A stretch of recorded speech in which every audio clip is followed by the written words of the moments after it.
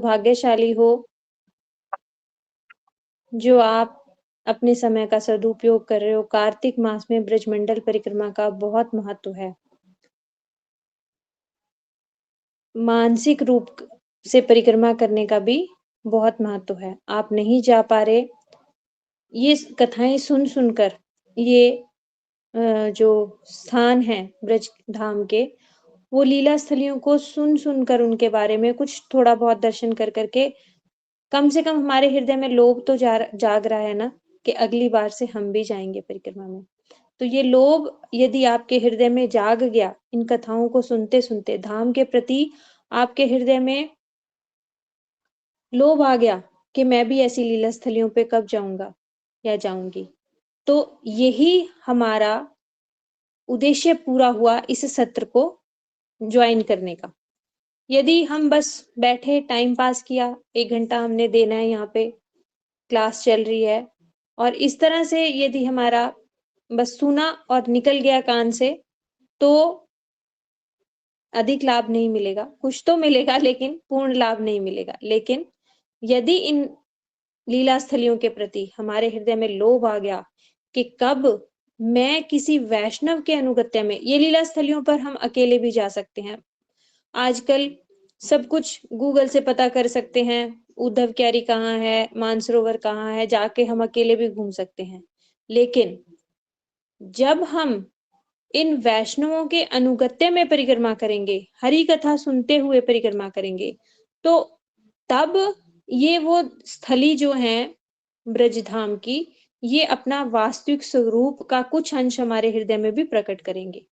और यदि हम ऐसे ही घूम कर आ गए, अकेले ही चले गए, तो उतना लाभ हमें नहीं होगा।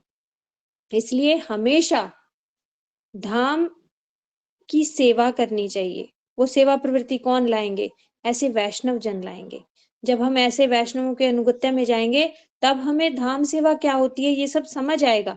अभी तो हम भोग वृत्ति से जाते हैं कि वृंदावन जाना मुझे अच्छा लगता है, इसलिए मैं जा रही हूँ। लेकिन जब इस धाम का महत्व समझ जाओगे, वृंदावन धाम क्या है, वहाँ का एक कण भी चिन्मय है। वो हमें क्या दे सकता है, जब ये समझ जाओगे, तब सेवा वृत्ति के साथ उस धाम में जाओगे कि हे वृंदावन धाम, आप मुझ पर कृपा कब करोगे? जब उनसे प्रार्थना के भाव से जाओगे, सेवा वृत्ति के भाव से जाओगे, तब हम इसका वास्तविक लाभ ले सकते हैं।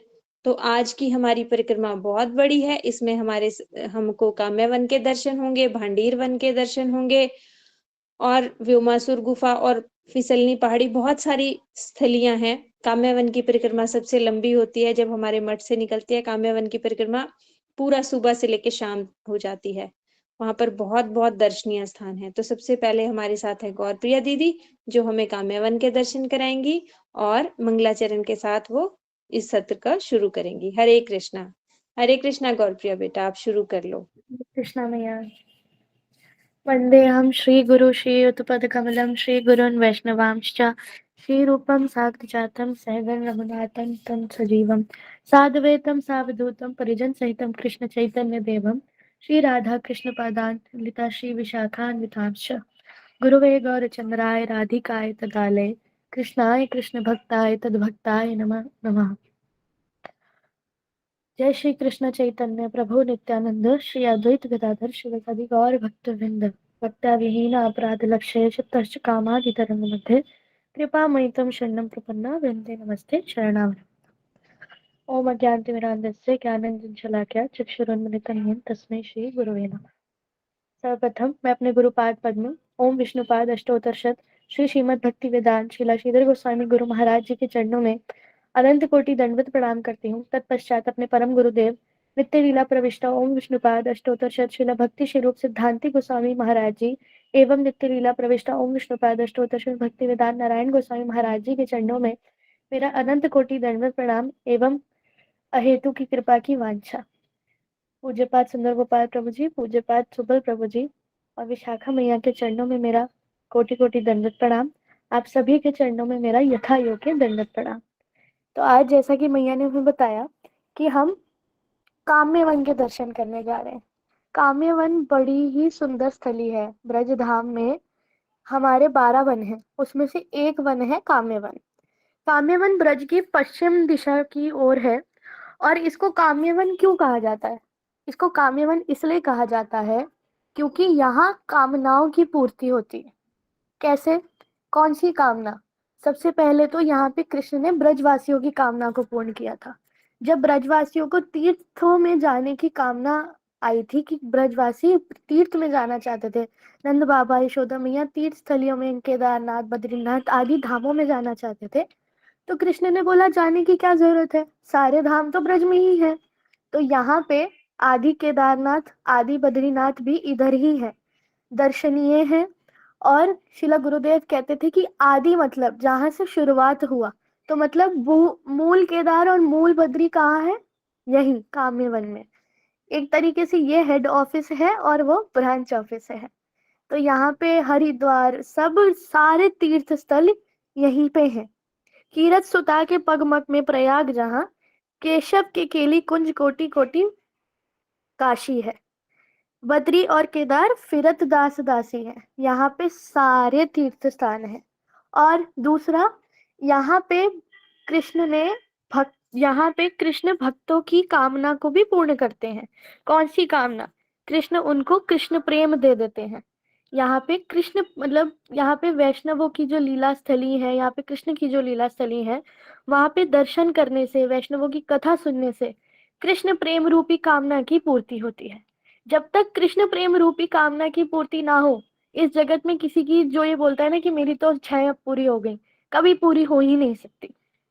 तो ये है हमारा काम्यवन।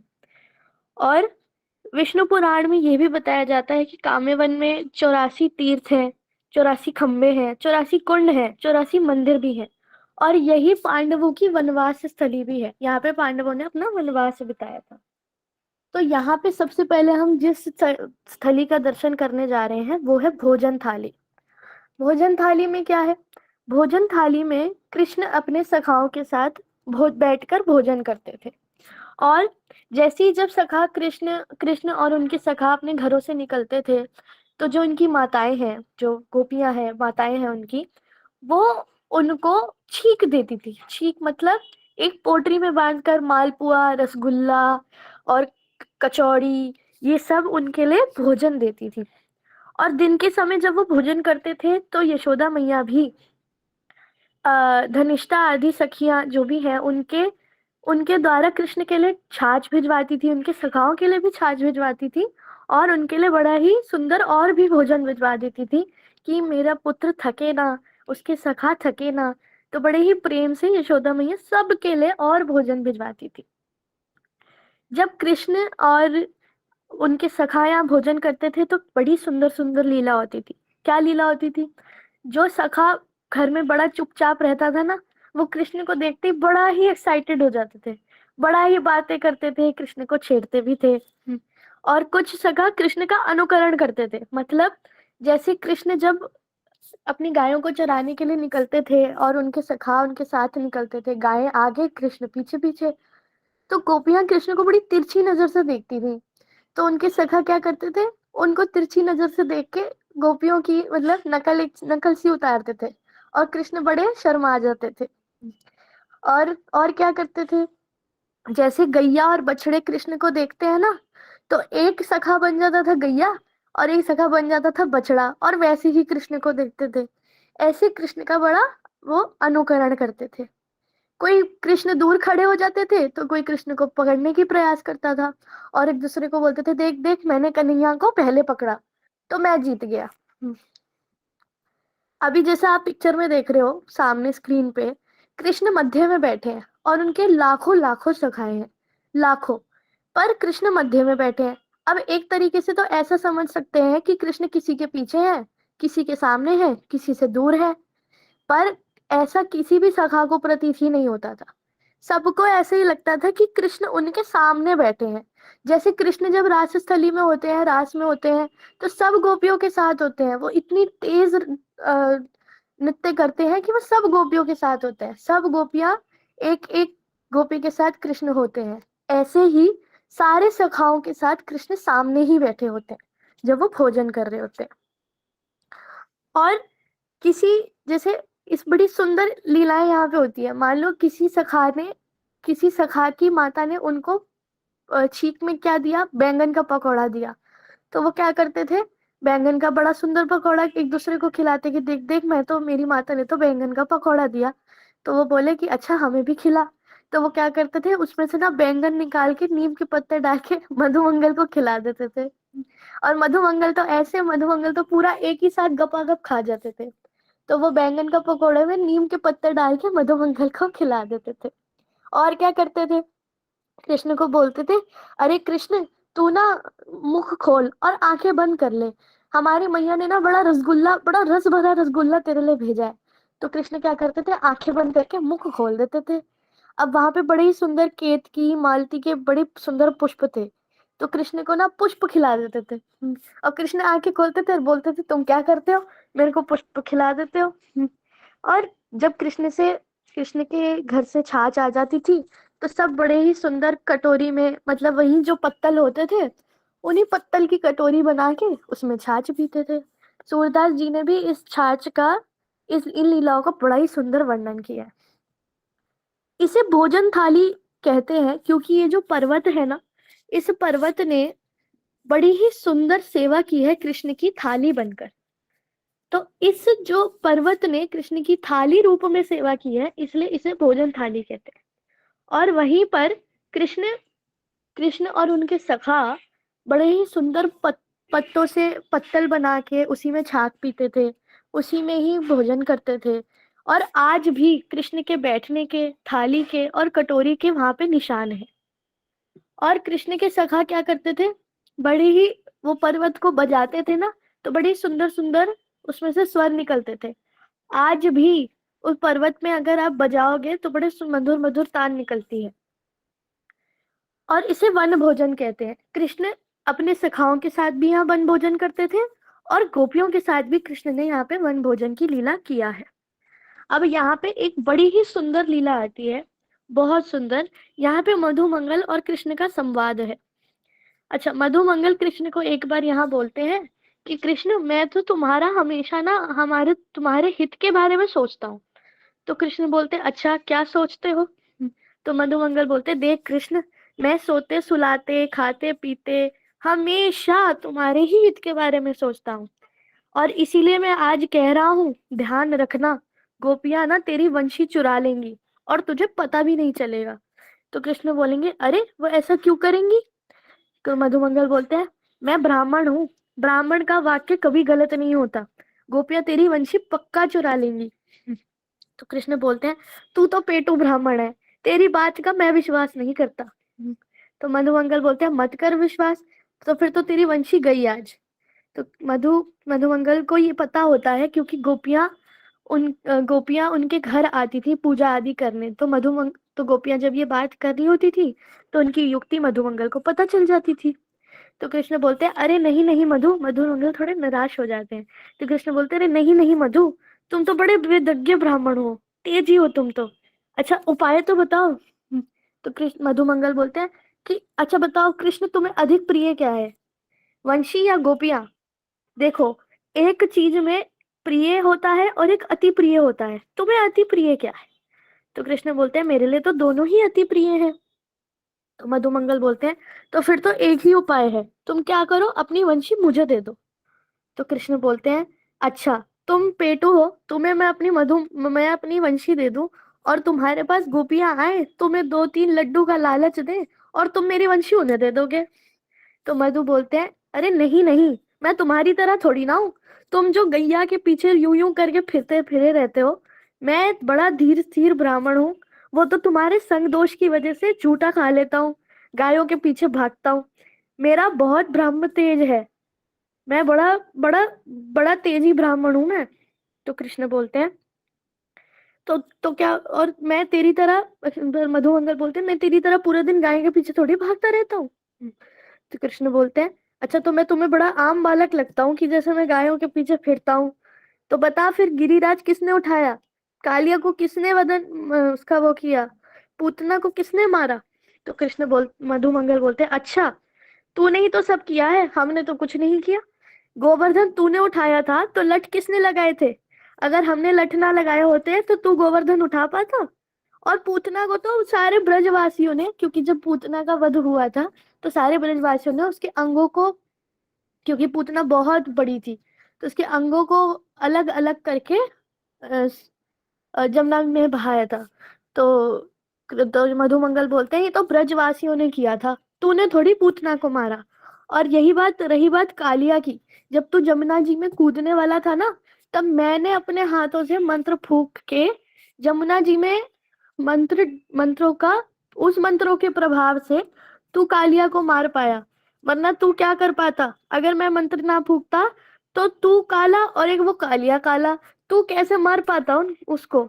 तो ये मेरा है सब, मैंने किया है। तेरा तो सारा तेज खत्म हो जाता।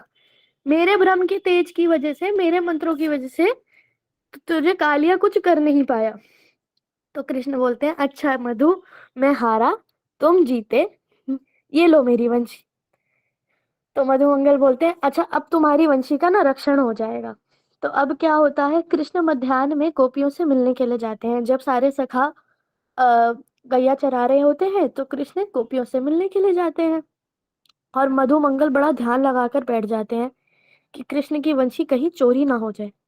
अब गोपियां वहां आती हैं। गोपियों को तो पता होता है कि कृष्ण की वंशी आज मधुमंगल के पास है।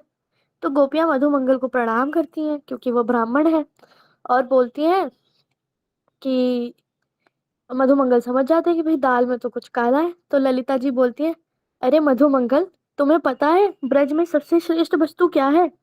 तो मधुमंगल बोलते हैं हाँ हाँ मुझे पता है, यशोदा मैया के हाथ के लड्डू। तो गोपियां बोलती है अरे नहीं, रस मंडल। रास मंडल को बोलती हैं गोपियां रस मंडल। तो वो बोलते हैं ये रस मंडल क्या है? तो गोपियां बोलती हैं इसमें अनेक प्रकार प्रकार के रस हैं। रस क्या?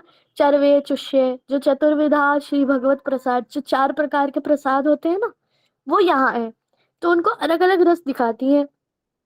तो मधुमंगल के मन में तो लालच आ जाता है। तो गोपियां बोलती है देखो मधु, रस मंडल में ना ऐसे प्रवेश नहीं है, तुम्हें गोपी बनना पड़ेगा। तो गोपियां मधुमंगल को बड़ा सुंदर श्रृंगार करके रस मंडल में ले जाती हैं, और बड़े सुंदर सुंदर उनको पकवान खिला देती हैं। मालपुआ, कचौड़ी और रसगुल्ला, गुलाब जामुन, बड़े ही सुंदर उनको खिला देती हैं। और कब वंशी चुरा लेती है मधुमंगल को पता नहीं चलता। फिर मधुमंगल देखते कि अरे वंशी तो चोरी हो गई। तो मधुमंगल रोते रोते कृष्ण के पास जाते हैं और कृष्ण को बोलते हैं कि अभी कुछ बोलते नहीं। तो कृष्ण बोलते हैं क्या हुआ? तो मधु बोलते हैं आज मेरे मेरे साथ बड़ा विश्वासघात हो गया कृष्ण, मेरा तो हृदय ही टूट गया। मैं तुम्हें नहीं बताऊंगा वरना तुम मुझे दंड दोगे। तो कृष्ण बोलते हैं अगर सच बोलेगा तो दंड नहीं दूंगा, झूठ बोलेगा तो दंड दूंगा। तो मधुमंगल बोलते हैं मैं क्यों झूठ बोलूंगा, मैं ब्राह्मण हूँ, मेरा क्या जा रहा है, ठीक है चलो मैं सच बोल देता हूँ, मैंने कौन सा कुछ किया है। तो मधु बोलते हैं आज। तो कृष्ण बोलते हैं आज। फिर मधु बोलते हैं तेरी। कृष्ण बोलते हैं मेरी। फिर मधु बोलते हैं वंशी। तो कृष्ण बोलते हैं वंशी। फिर मधुमंगल चुप हो जाते हैं। तो कृष्ण बोलते हैं खो गई क्या? तो मधुमंगल बोलते हैं अरे क्या खो गई, मैंने तो कहा ही नहीं खो गई। तो फिर मधुमंगल बोलते हैं आज। फिर कृष्ण बोलते हैं आज। फिर वो बोलते हैं मैं तेरी, वो बोलते हैं मेरी, वंशी, वो बोलते हैं वंशी। वो बोलते हैं कृष्ण फिर से खो गई क्या? तो फिर मधु बोलते हैं अरे तुम बार बार ऐसे क्यों बोलते हो, खो गई ना, मैंने बोला खो गई। फिर मधु बोलते हैं आज। फिर बोलते हैं कृष्ण आज। बोलते हैं तेरी, बोलते हैं मेरी, पंछी, मधु। फिर मधुमंगल चुप हो जाते हैं। फिर कृष्ण बोलते हैं अरे क्या हुआ, खो गई है क्या? तो अब मधुमंगल ना थोड़े गुस्से में बोलते हैं बार बार बोलता है खो गई, ले तेरी बंशी आज खो गई। तो तो मधुमंगल बोलते हैं कि मैं तेरी वंशी खो खो तो गई है तेरे बार बार बोलने से, और मैं तेरी वंशी खोई नहीं, तेरी वंशी मैं रास रास मंडल को भेंट देकर आया हूँ। तो मधु पूरा वृतांत बताते हैं। फिर आगे बड़ी लंबी कथा है कि कृष्ण अपनी वंशी कैसे उनसे वापस लेकर आते हैं। तो ये स्थान स्थान बड़ा ही सुंदर सख्य लीला का स्थान है, बड़ा ही सुंदर। सखाओं की कृष्ण के साथ जो लीलाएं हैं वो यहाँ पे हुई हैं। शिला भक्ति विनोद ठाकुर जी कहते हैं तू या उद्दीपक मोर प्राण, यही शब्द छोड़ट कहीं नहीं जाऊं।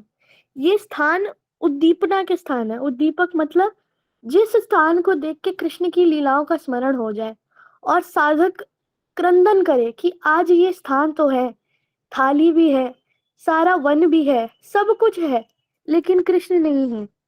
तो साधक क्रंदन करता है। इन स्थानों में कृष्ण की लीलाओं की स्फूर्ति उसको होती है, और वो क्रंदन करते करते कृष्ण की लीलाओं को स्मरण करता है। इसी स्थान के पास एक कुंड भी है, धर्म कुंड, विमल कुंड। यहाँ पे ही जो ब्रज जो पांडव हैं, जो दुर्वासा ऋषि की कथा है वो भी यहाँ पे हुई थी, जब पांडवों के स्थान पे दुर्वासा ऋषि आ गए थे, और फिर कृष्ण ने एक साग चावल का दाना खाया था और सारे ऋषि तृप्त हो गए थे। और यहीं पर जयद्रथ प्रसंग भी है, जब द्रौपदी जी का अपहरण करने आता है जयद्रथ, और यहीं पर यक्ष और युधिष्ठिर जी का संवाद भी है इसी कुंड के पास।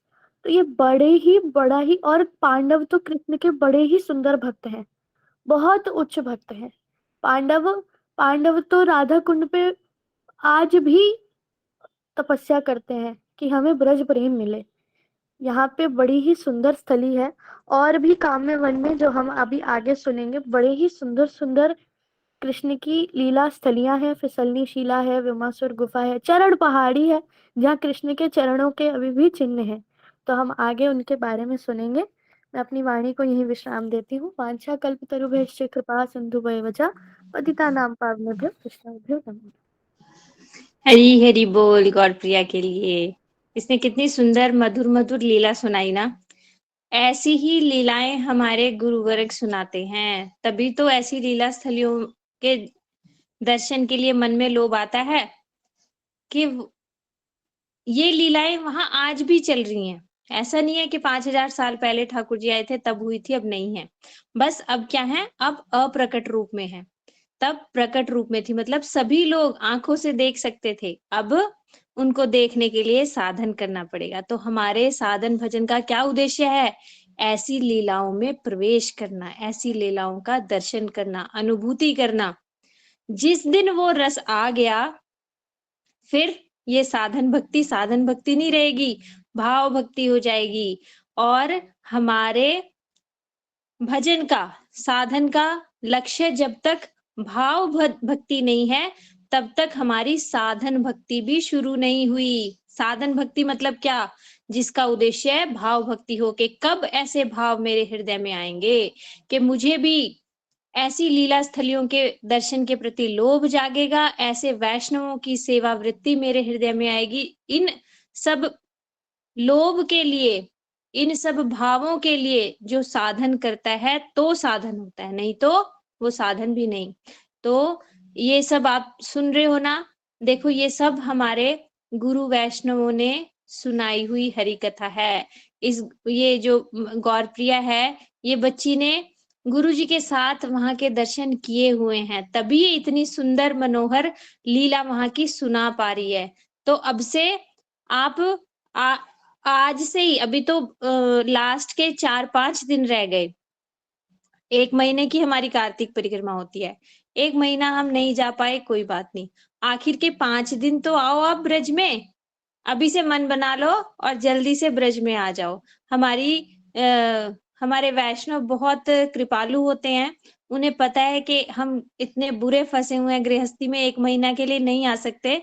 तो हमारे पूज्यपाद सुंदर गोपाल प्रभु जी ने 1 हफ्ते के लिए परिक्रमा कर दी कि वो बसों से, कारों से जल्दी जल्दी से हमें 1 हफ्ते में ही ब्रजमंडल परिक्रमा पूरी करवा देंगे। तो वो परिक्रमा शुरू हो रही है 25 तारीख से। तो आप आज अभी ये मन बना लो जिसने आना है, और मुझे बता दो कौन आ रहा है। आज या कल लास्ट डेट है, उसके बाद तो क्योंकि वो लोग फिर रूम्स अरेंज करने मुश्किल हो जाएंगे। इसलिए जैसे भी हो सकता है आप लोग आ जाओ इन परिक्रमा में। ये अनुभूतियां संसार में कहीं नहीं मिल सकती। तो इसलिए ऐसी अनुभूतियों को इकट्ठा करने के लिए हमें परिक्रमा में जरूर जाना चाहिए। हरि बोल। अभी हमारे साथ हैं हरे कृष्ण जी। अनीता दीदी। अनीता दीदी जी। अनीता दीदी हैं जो व्योमासुर गुफा के बारे में हमें बताएंगी। हरे कृष्णा अनीता दीदी। हरे कृष्ण दीदी, आपका सभी स्वागत है। दंडवत प्रणाम। अज्ञानतिमिरान्धस्य ज्ञानाञ्जन शलाखया चक्षुरुन्मीलितं येन तस्मै श्रीगुरुवे नमः। श्री कृष्ण चैतन्य प्रभु नित्यानंद, श्री अद्वैत गदाधर शिवासादि श्री गौर भक्त वृंद। हरे कृष्ण कृष्ण कृष्ण हरे हरे, हरे राम राम राम हरे हरे। सर्वप्रथम मैं अपने दीक्षा गुरुदेव श्रीला भक्ति वेदांत श्री सिद्धांति महाराज जी के अभय चरण कमलों में अनंत कोटि दंडवत प्रणाम निवेदन करती हूँ और उनसे अहेतु की कृपा की वांछा करती हूँ।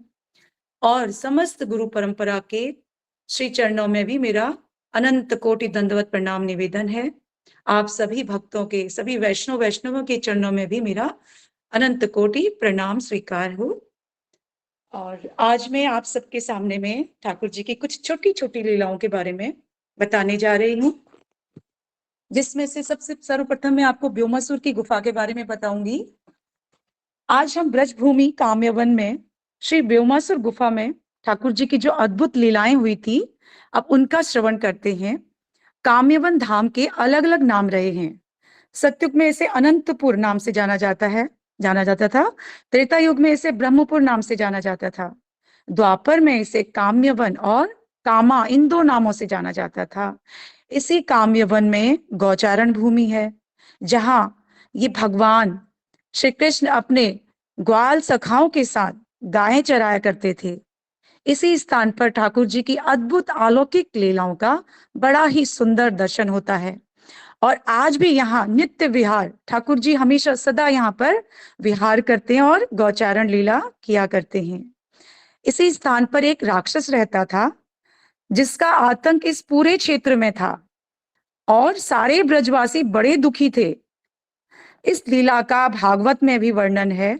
10वें स्कंद के 37 अध्याय में इस स्थान का वर्णन आता है।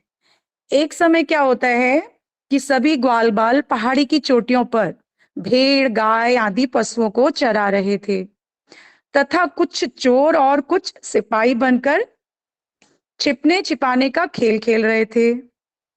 इस प्रकार भगवान श्री कृष्ण निश्चिंत होकर सखाओं के साथ भेड़ चोरी की लीला खेलने लगे। बहुत से सखा भेड़ बन गए और कुछ उनके पालक बन गए और कुछ सखा चोर बनकर भेड़ों को चुराने की कीड़ा करने लगे। अब कृष्ण तो ठहरे चोरों के सरदार, कृष्ण विचारक बन गए अर्थात न्यायाधीश बन गए और भेड़ पालकों ने एक एक करके न्यायाधीश कृष्ण के पास भेड़ चोरी के विरुद्ध मुकदमा दायर किया। श्री कृष्ण दोनों पक्षों को बुलाकर मुकदमे का विचार करने लगे।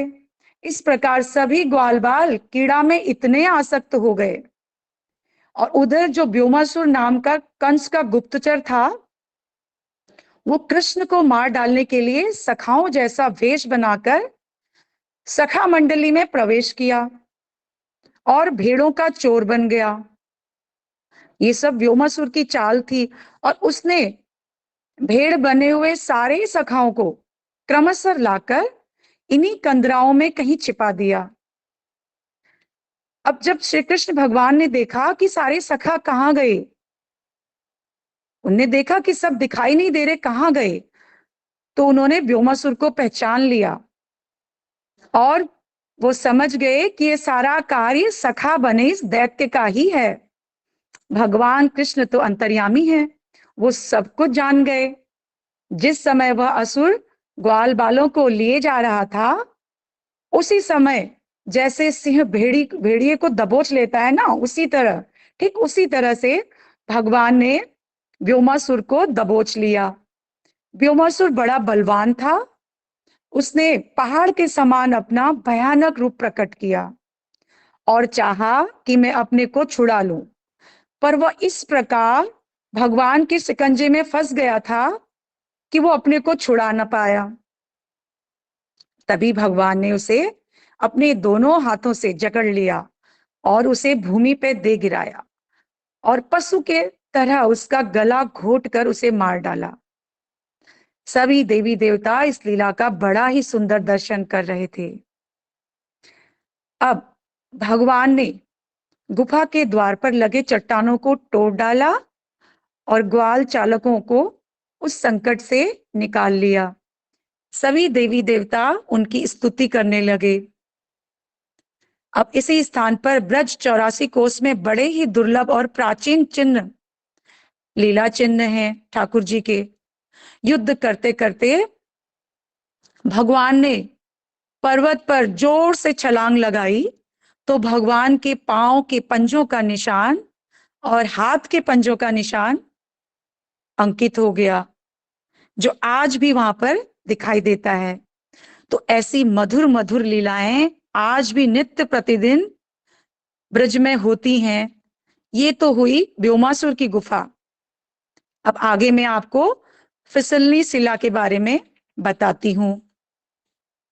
फिसलनी शिला जो है वो कलावत गांव के पास में इंद्रसेन पर्वत पर स्थित है। गोचारण करने के समय श्री कृष्ण सखाओं के साथ यहां फिसलने की कीड़ा करते थे। आज हम सब भी मानसिक रूप से इस शिला पर कीड़ा करेंगे, फिसलने की कीड़ा करेंगे। जो जो ब्रज में गए थे, जिन्होंने 84 कोस परिक्रमा में इसमें कीड़ा की है फिसलने की, तो वो सब इस समय उस शिला का ध्यान कर सकते हैं। और जो नहीं गए हैं वो भी मेरे साथ इस शिला का मानसिक रूप से आनंद लेंगे। तो यहाँ पर क्या होता है कि कभी कभी जो श्रीमती राधा रानी जी भी अपनी सखियों के साथ यहाँ फिसलने की कीड़ा करती थी। और आज भी वहां पर जो निकट के जो गांव के लड़के गौचारण करने जाते हैं, तो वो भी सब वहां पर इस कीड़ा का आनंद लेते हैं। और जो भक्तगण हैं, यात्री, आप और हम जैसे सब लोग इस कीड़ा कौतुकुल वाली शिला के दर्शन करने के लिए यहाँ पर जाते हैं। जो फिसलनी शिला है वो स्वयं भगवान कृष्ण ने बनाया था। सखाओं के साथ गौचारण करते समय कीड़ा करने के लिए इस शिला का निर्माण किया गया था। ये काम्यवन में स्थित है। काम्यवन व्रज के 12 वनों में से सबसे बड़ा वन है। वर्तमान समय में इसे कामा के नाम से भी जाना जाता है। ये वही स्थान है जहां कृष्ण जी गाय चराते थे। इसे प्राचीन वृंदावन भी कहा जाता है।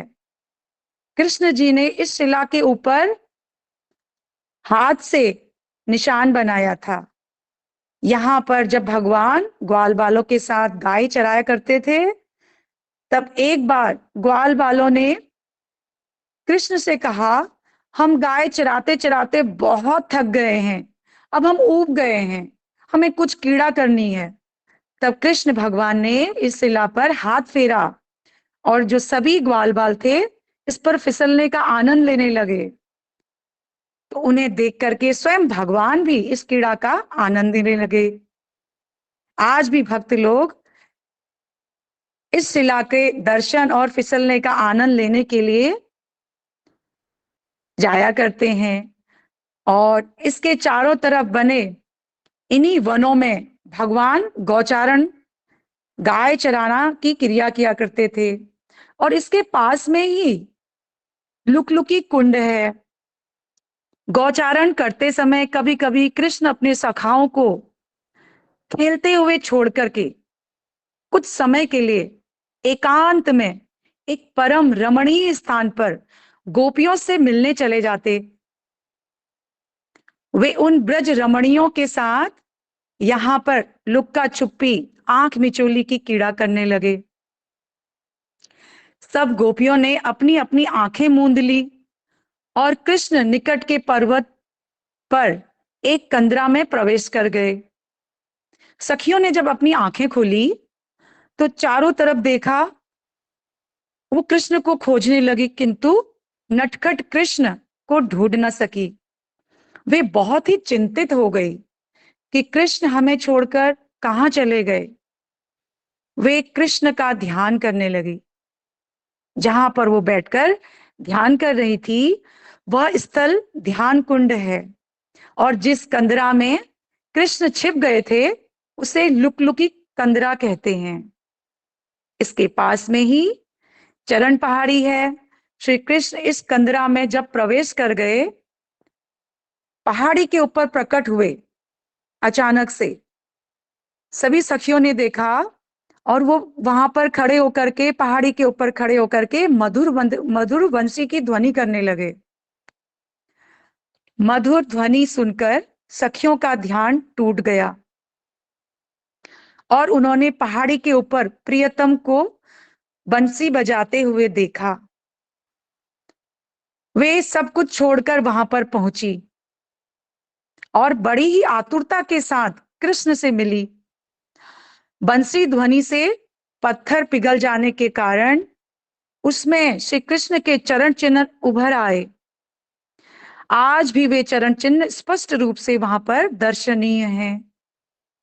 पास ही में जो दूसरी पहाड़ी थी, उस पर जहां पर बछड़े चर रहे थे और सखा खेल रहे थे, उनके पत्थर भी भगवान की वंशी को सुनकर के इतनी मधुर, इतनी मनमोहक, हृदय स्पर्शी ऐसी वंशी भगवान बजाते हैं कि वो सारे पत्थर भी जहां पर सखा और गाय चल रही थी, वो सारे पर्वत भी पिघल रहे थे। तो इसलिए वहां पर बछड़ों और सखाओं के चरण चिन्ह अंकित हो गए, जो 5000 वर्ष बाद आज भी वहां पर स्पष्ट रूप से दर्शनीय है। तो कैसी लीला रही होगी। पत्थर भी जहां पर बंसी की ध्वनि सुनकर के पिघल जाते हैं, पत्थर भी सजीव थे। उस आध्यात्मिक जगत के पत्थर भी चिन्मय हुआ करते थे। बंसी की ध्वनि सुनकर पिघल गए, ऐसे मतलब क्या, कैसी कैसी सुंदर लीलाएं हुआ करती होंगी। ऐसी सुंदर सुंदर लीलाओं को हम भी गुरु वैष्णव के सानिध्य में श्रवण कर पा रहे हैं, सुना पा रहे हैं, बोल पा रहे हैं, सुन पा रहे हैं। ये हम सभी का अहोभाग्य है। भगवान की अनंत लीलाएं हैं, उनका आस्वादन इस पवित्र कार्तिक मास में हम सब हरि गुरु वैष्णव की कृपा से सुन पा रहे हैं। हमें ये सब कृपा मिल रही है। विशाखा दीदी को मैं कोटि कोटि धन्यवाद करूंगी, उनको प्रणाम करूंगी विशाखा दीदी को, जिन्होंने मुझे इस पवित्र मास में, इतने अच्छे दिनों में भगवान की इन सुंदर लीलाओं को आप लोगों को सुनाने का अवसर प्रदान किया। कोटि कोटि धन्यवाद दीदी। और हम सब भगवान से सदा प्रार्थना करेंगे कि हमारी ऐसी मति करें, ऐसी मति करें, हमें ऐसी बुद्धि दें कि हम भगवान की इन लीलाओं को अपनी इन जड़ बुद्धि नेत्रों से देख सकें, समझ सकें, और भगवान की लीलाओं का गुरुवर्ग के माध्यम से और अपने सीनियर भक्तों के माध्यम से हम इनका अनुभव कर सकें। ऐसी कृपा भगवान हम पर करें। इसी के साथ ही मैं अपनी वाणी को विराम देती हूँ। वांछा कल्पतरुभ्यश्च कृपा सिंधुभ्यैव च पतितानां पावनेभ्यो वैष्णवेभ्यो नमो नमः। हरे कृष्णा सभी हरि को। बोल दीदी, आपका धन्यवाद जो आप इतनी सुंदर कथा हमें सुना रहे हो। और हमारे जो ये प्रभु जी हैं, पूज्यपाद सुंदर गोपाल प्रभु जी, उनका धन्यवाद, क्योंकि ये उनका ही सोच थी जो कोरोना के समय में उन्होंने ये ऐसे ऑनलाइन प्रीचिंग शुरू की। और उन्होंने ये शुरू किया कि 1 महीना जो लोग नहीं आ पा रहे ब्रज में, वो घर में बैठे क्यों ना ब्रज के दर्शन कर लें। तो ये प्रभु जी का सारा श्रेय हम उनको ही देंगे। प्रभु जी ने ये शुरू किया, हम सब तो बस साथ में उनके चल रहे हैं। तो शाखा आपका दीदी, बहुत बहुत आपका भी धन्यवाद। बहुत बहुत धन्यवाद है, क्योंकि आपने जिस तरह से आप हमें ग्रुप में भी ऐसे मोटिवेट करते रहते हैं, सुन करके बहुत अच्छा लगता है। ना हमको आपने देखा है, ना कुछ किया है, फिर भी मतलब इतना आपका हाँ, हमारे लिए हमारा ये सोचना, ये बहुत परिवार मैटर है करता ये। मुझे यही लगता है कि हमारा एक परिवार है ये, वैष्णव परिवार, जिसमें सबको एक दूसरे की चिंता है, क्योंकि सब एक दूसरे को आगे बढ़ाना चाहते हैं यहाँ पे, कि जो आनंद हम ले रहे हैं वो हम दूसरों में क्यों ना बांट दें। ये एक ऐसा परिवार है जिसमें किसी की भी किसी से लोभ लालच कुछ ऐसा नहीं, लेकिन एक दूसरे के शुभ चिंतक हैं हम सब यहाँ पे। तो ये हम इसी तरह से एक दूसरे का हाथ पकड़कर इस रास्ते पर आगे चलते रहेंगे दीदी। जी हरि दीदी, मैं बोल। भी आपको वहां मिलूंगी 24 को। मैं भी आ रही हूँ 1 हफ्ते के लिए, ठीक है दीदी, और मैं बहुत दूसरी अच्छा। बार जा रही हूँ। मैंने लास्ट टाइम भी आपको वहां पर मैं मिली थी आपसे दीदी, हाँ तो जी, अभी हाँ फिर जी। से मैं आपके वहां पर दर्शन करूंगी। और ठीक है धन्यवाद। दीदी। और मैं पूरे ग्रुप को कहूंगी कि सब लोग वहां पर जाने का हर बार प्रोग्राम बनाएं, क्योंकि हाँ, बहुत उस आनंद का कुछ मैं आपको वर्णन नहीं कर सकती जो मैंने वहां पाया था लास्ट टाइम। मैं चाहूंगी कि मैं हर बार, मेरे पास भगवान जी ऐसी कृपा करें कि मैं हर बार वहां पर दर्शन करने ब्रज परिक्रमा में जा सकूं। तो आप सब लोग भी जरूर प्रोग्राम बनाइए, जैसे विशाखा दीदी कह रही हैं। तो धन्यवाद बिल्कुल दीदी। दीदी, जो कोई एक बार चला जाता है ना, वो फिर आनंद उससे छूट नहीं पाता, वो बार बार जाएंगे।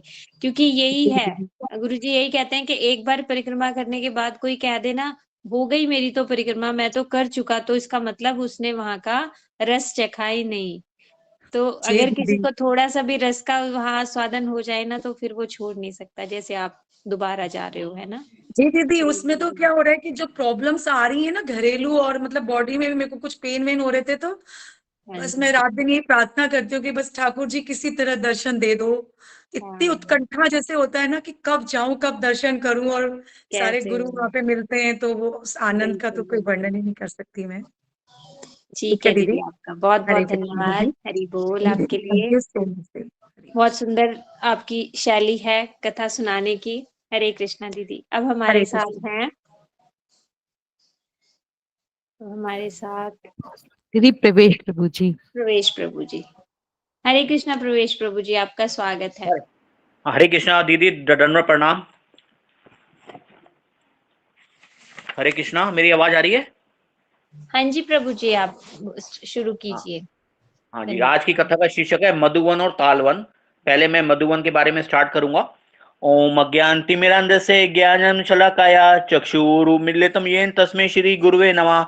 जय श्री कृष्ण चैतन्य प्रभु नित्यानंद, श्री अद्वैत गदाधर श्रीवास आदि गौर भक्त वृंद। हरे कृष्ण कृष्ण कृष्ण हरे हरे, हरे राम राम राम हरे हरे। मधुवन। ब्रज में 12 वन हैं और मधुवन उनमें से एक वन है। इस मधुवन वन स्थान का बड़ा महत्व है। यह मधुवन भगवान श्री कृष्ण को बहुत प्रिय है। भगवत गीता में परम भगवान भगवान श्री कृष्ण बोलते हैं, मैं हर युग में आता हूँ। हर युग में भगवान का अवतार होता है। यह स्थान इसलिए महत्वपूर्ण है कि चारों युग में भगवान स्वयं यहाँ आए हैं। सतयुग, त्रेता युग, द्वापर युग और कलयुग की अपनी अलग अलग कथाएं हैं इस स्थान के बारे में। सतयुग में भगवान ने मधु नामक दैत्य का वध किया था, इसलिए भगवान का नाम हुआ था मधुसूदन। इसलिए इस स्थान पर मधु राक्षस का वध किया गया था। इस स्थान पर जो त्रेता युग में भगवान राम ने, कि भगवान राम जी के जो छोटे भाई शत्रुघ्न जी हैं, वो बोलते थे भगवान आपने सबको सेवा दी, मुझे कोई सेवा नहीं दी। तो उन्होंने उनको एक सेवा दी, राम जी ने शत्रुघ्न जी को। तो मधु राक्षस का एक दैत्य का एक पुत्र था लवनासुर। लवनासुर यहाँ रहता था। लवनासुर को एक त्रिशूल प्राप्त था जो कि उनके पिता ने दिया था। ये त्रिशूल उनको शिवजी की कृपा से मिला था। जब तक ये त्रिशूल तेरे हाथ में रहेगा, उनके पुत्र ने बोला अपने बेटे को, जब तक ये त्रिशूल तेरे हाथ में रहेगा कोई तेरा वध नहीं कर पाएगा, चाहे मनुष्य हो, चाहे देवता हो, चाहे पशु हो। भगवान ने शिवजी के वचन की रक्षा भी करनी है। यहाँ पास में लवनासुर की गुफा भी है। सुबह के समय जब लवनासुर शिकार करके आ रहा था, तो उसके हाथ में चीते और पशु पक्षी सब बांध के वो ला रहा था मार के। उस समय उसका त्रिशूल उसकी गुफा में था। उस समय शत्रुघ्न जी वहां आ पहुंच गए और उन्होंने उनको युद्ध के लिए ललकारा और उसका वध हुआ। यहाँ पर पीछे ही शत्रुघ्न जी का मंदिर है, जिसमें उन शत्रुघ्न जी के और अश्व कीर्ति के बड़े ही सुंदर विग्रह हैं। अब हम सुनते हैं द्वापर युग की बहुत ही सुंदर मधुर कथाएं। जब भगवान ने मधु दैत्य को मारा तो उनका नाम हुआ मधुसूदन। मधुसूदन का एक अर्थ और होता है जो गोपियों के मधु का पान करते हैं, अर्थात गोपियों के प्रेम मधु का पान करते हैं।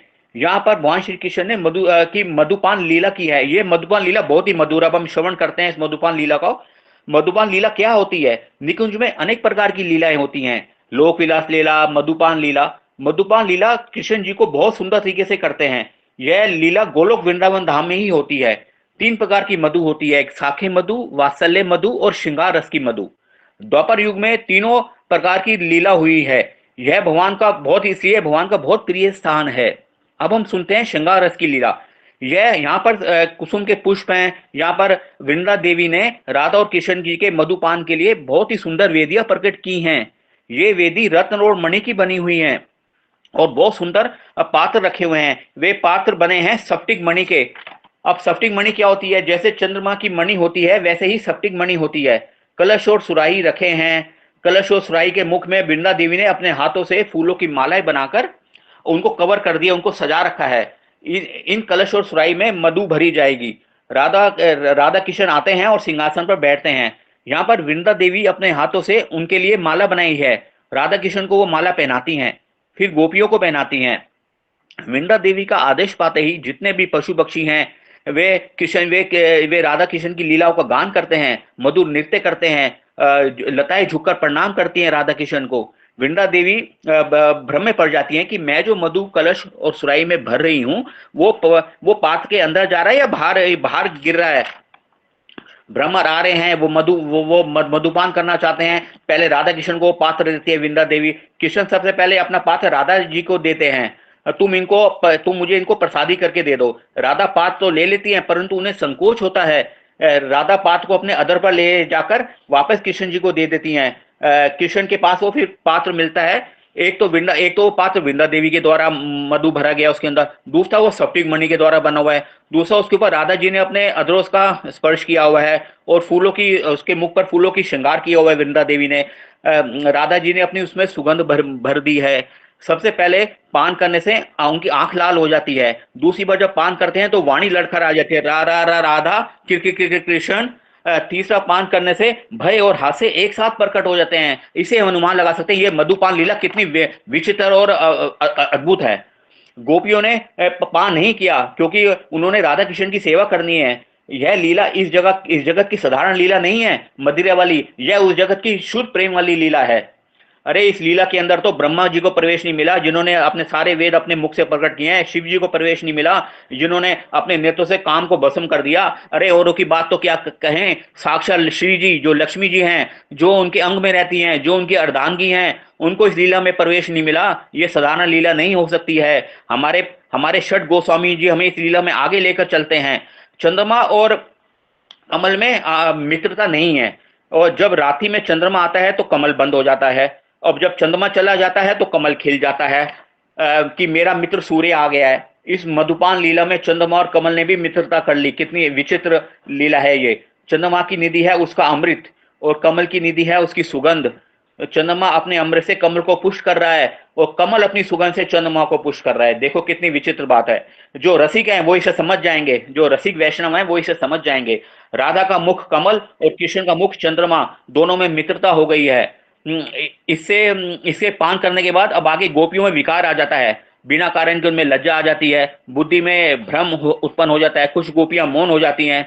अरे इस स्थान पर रासेश्वरी ने स्वयं भगवान श्री कृष्ण की उंगली पकड़कर उनको नाचना सिखाया। कितनी बड़ी बात है, इस स्थान पर रासेश्वरी ने उनको उंगली पकड़कर नाचना सिखाया।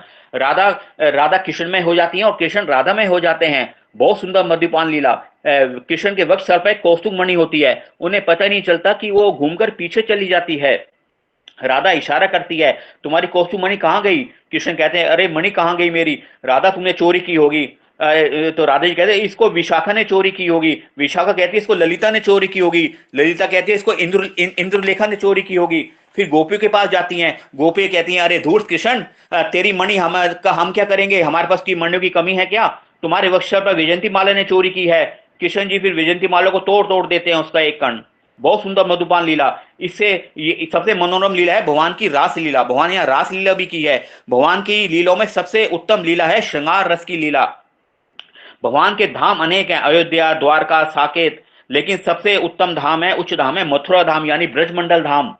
और भगवान की जो किशोर अवस्था है सबसे श्रेष्ठ है। भगवान की किशोर अवस्था ने भगवान ने अपनी किशोर अवस्था में रास किया है।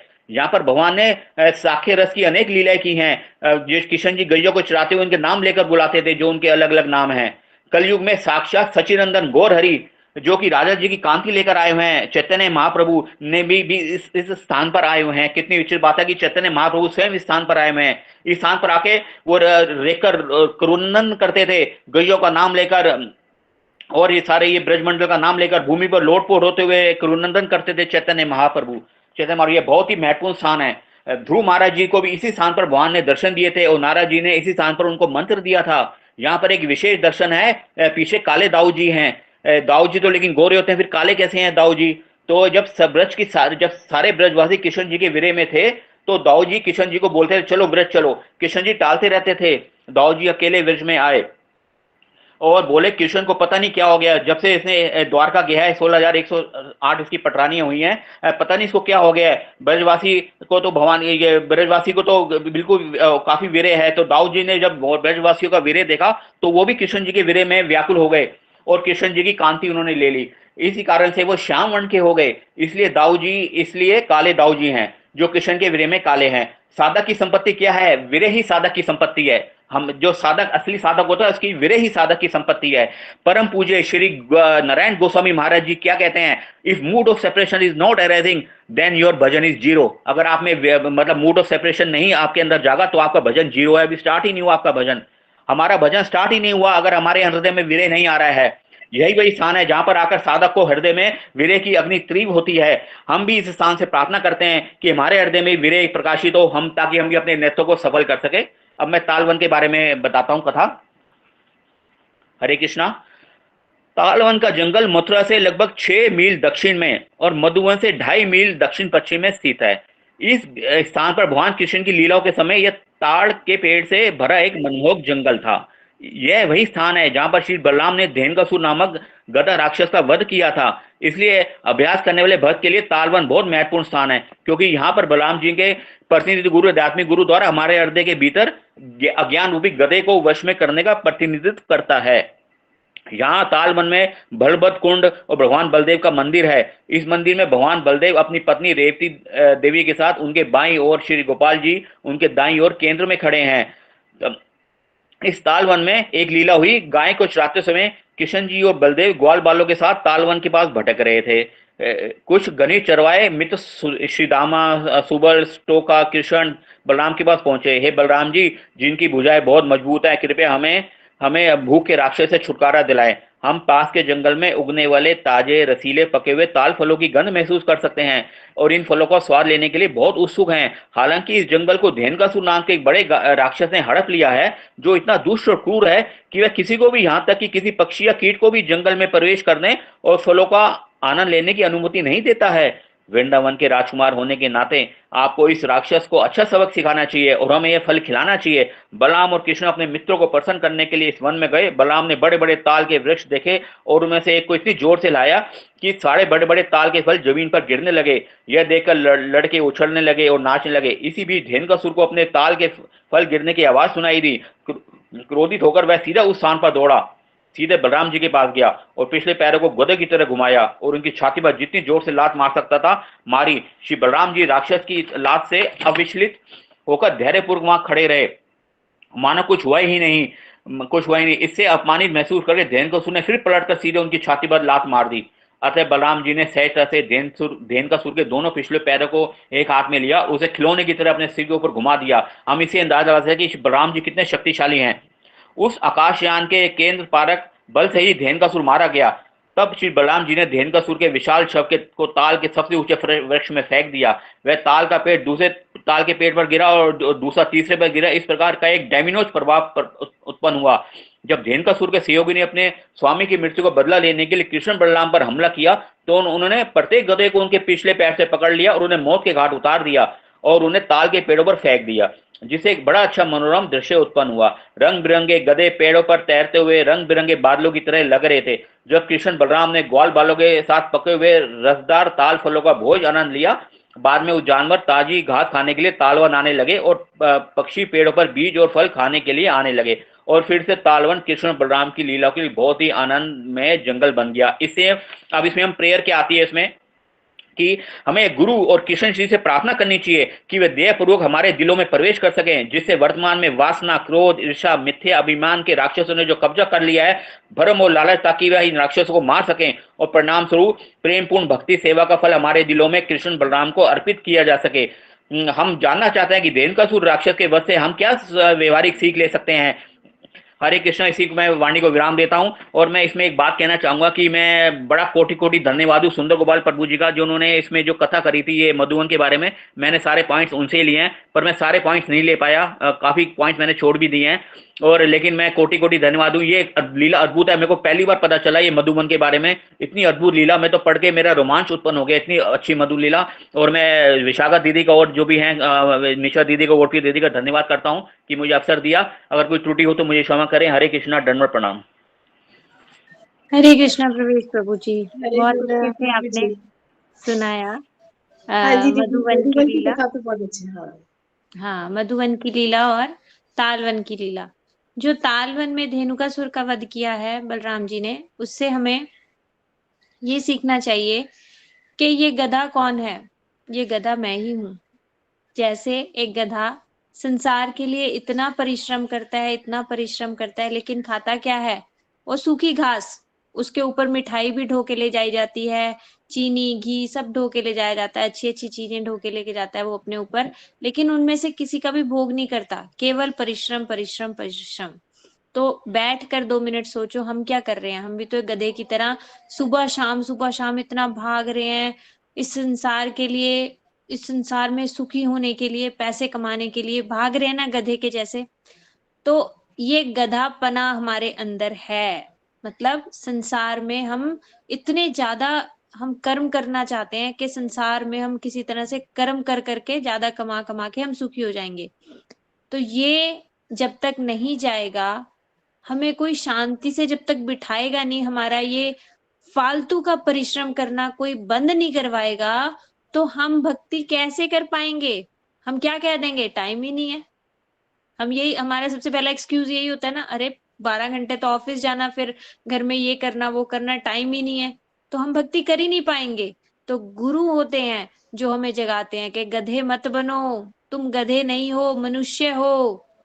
मनुष्य के लिए 2 रोटी भी आराम से मिल सकती है। उसके लिए फालतू इतना परिश्रम करके इतना जोड़ना, इतना ये सब करना कोई ज़रूरत नहीं है। जो तुम्हारे भाग्य में है, वो मिलेगा ही मिलेगा। उसके लिए ऐसा नहीं, ये मत समझना कि मैं कह रही हूँ जॉब छोड़ के बैठ जाओ। जॉब तो करनी पड़ेगी, क्यों? क्योंकि अभी तक शरीर की ज़रूरतें नहीं गई हैं। हमें एसी भी चाहिए, हमें फ्रिज भी चाहिए, ये सब चाहिए है। तो उसके लिए तो कमाना पड़ेगा। लेकिन उस कमाई में पागल नहीं होना।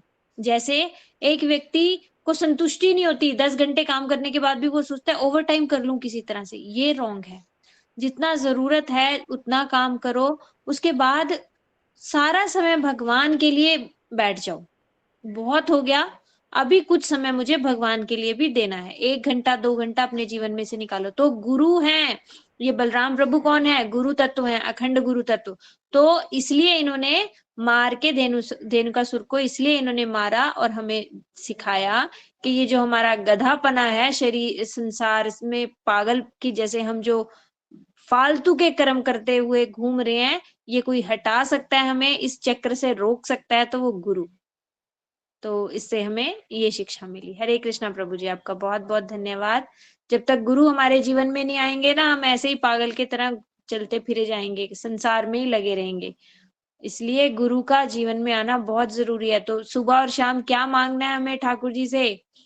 रसिक वैष्णवों का संग, रसिक वैष्णवों का संग। उससे क्या होगा? यही होगा कि हमें सिखाएँगे, पागल है तू, इतना समय संसार में दे रही है, कुछ समय तो अपने लिए रख, क्योंकि साथ क्या जाएगा?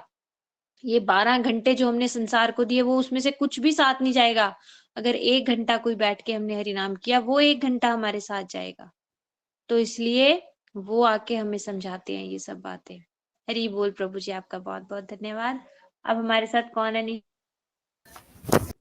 हरे कृष्णा दीदी, दंडवत प्रणाम दीदी। अभी मेघा दीदी हैं जो कि हमें भांडी वन के मानसिक दर्शन करवाएंगी। हरे हरे कृष्णा कृष्ण दीदी। जी। हरे कृष्णा दीदी। जी। अज्ञानतिम्रान्धस्य ज्ञानाञ्जनेन शलाकया चक्षुरुन्मीलितं येन तस्मै श्रीगुरवे नमः। हे कृष्ण करुणा सिन्धु दीनबन्धु जगत्पते गोपेश गोपिकान्त श्री राधाकान्त नमोस्तुते। तप्त काञ्चन गौराङ्गी श्री राधे वृन्दावनेश्वरी विश्वभानुसुते देवी प्रणमामि हरिप्रिये।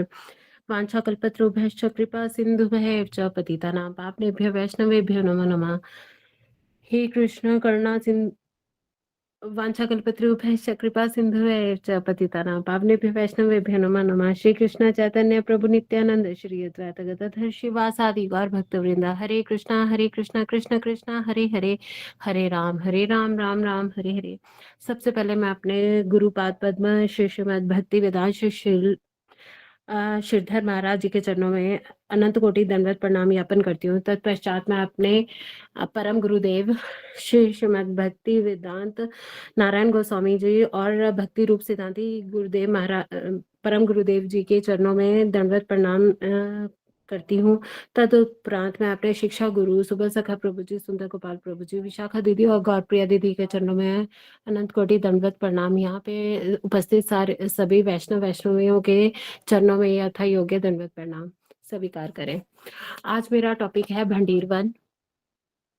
तो ये आज मेरे को बड़े कम टाइम में मिला कि दीदी आपको प्रिपेयर करना है। अगर कोई त्रुटि हो, मुझे पता है बहुत सारी त्रुटियां होंगी, तो प्लीज मेरे को क्षमा करें।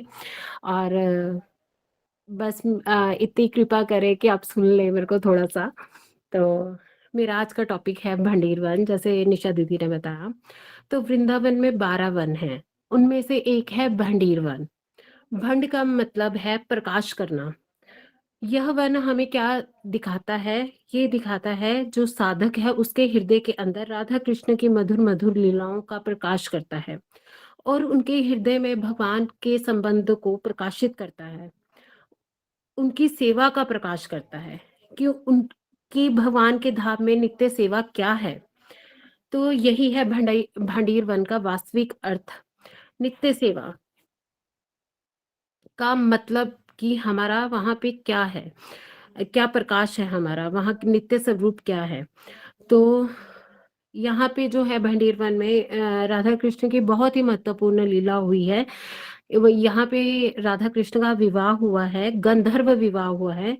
विवाह भी कहते हैं कि कई प्रकार के होते हैं, पर मनु संहिता में जो है 8 प्रकार के विवाह बताए हैं। गंधर्व विवाह, असुर विवाह, पिशाच, प्रजापति, ब्रह्म विवाह, राक्षस विवाह, ऐसे करके जो है 8 प्रकार के विवाह हैं। गंधर्व विवाह का अर्थ होता है आज के जमाने में जो जिसे हम लव मैरिज बोलते हैं, वो होता है जिसमें जो लड़का लड़की है माता पिता को नहीं पूछते और शादी कर लेते हैं। तो ऐसा ही जो है विवाह राधा कृष्ण ने किया था। पर यहाँ पे अब ये प्रश्न उठता है कि राधा कृष्ण का जो विवाह है वो क्या सच में गंधर्व विवाह था या क्या। तो लेकिन भगवान गीता में ये भी बोलते हैं कि धर्म संस्थापनाएं युगे युगे, कि मैं हमेशा जो है धर्म की स्थापना करने के लिए इस धरती पे आता हूँ। तो युग युग में भगवान आते हैं, ये हमें पता चल गया। तो यहाँ पे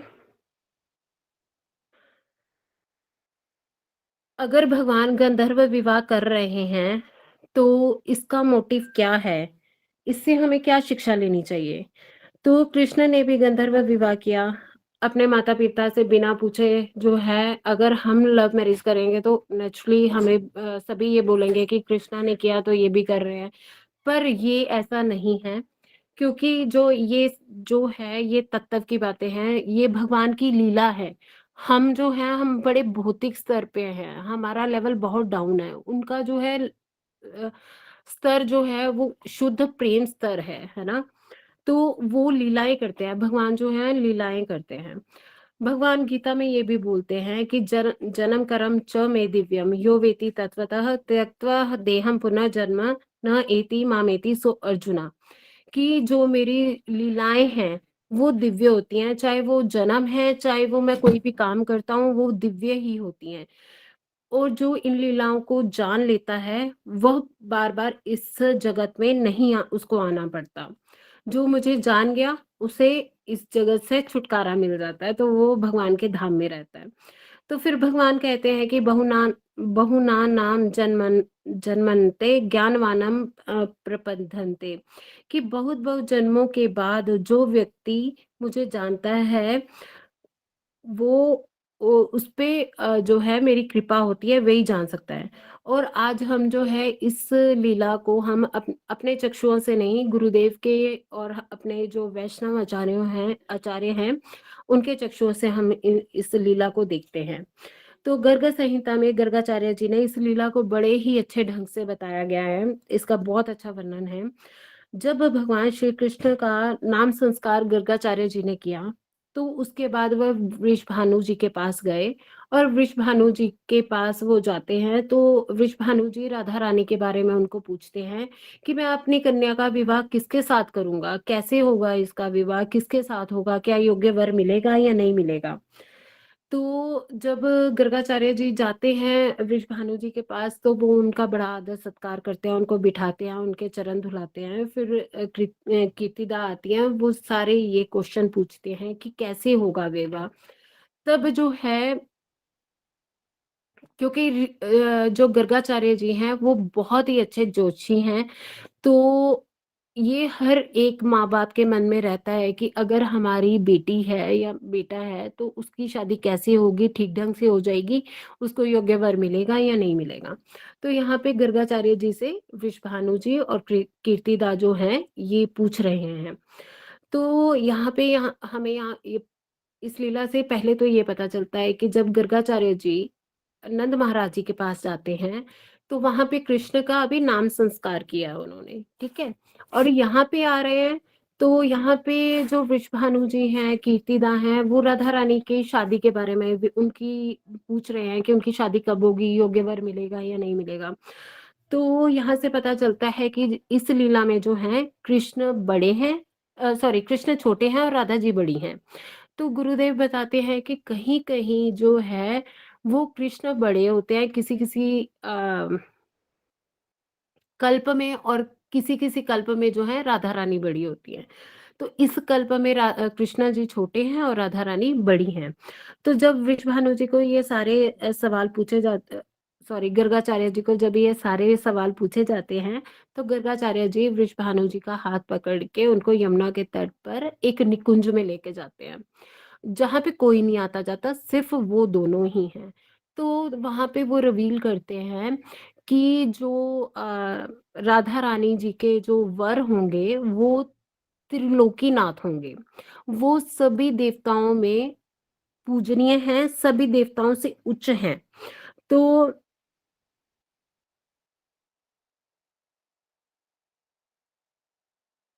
उनके अधीन सारी सृष्टि है। तो